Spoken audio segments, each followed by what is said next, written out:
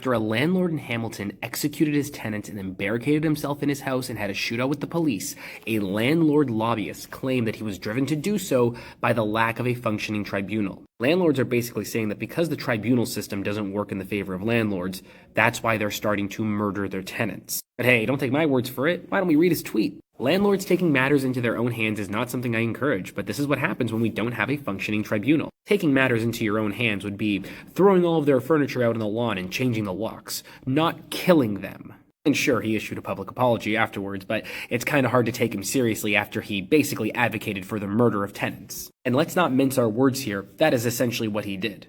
He justified violent actions taken by a landlord because he defends landlords and thinks that the landlord was in the right in this situation. He sees a poor small business owner, a landlord, who's been grieved by his tenants, and there's nothing he can do about it except, I guess, lash out in violence. I've had a lot of people comment and say that I'm too woke, I'm too extreme, and I'm part of the far left, but I've never once, ever, advocated for violence against anybody.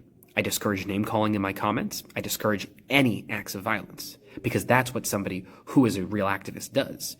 You as a lobbyist, activist, whatever you want to call yourself for the landlords, advocating for violence?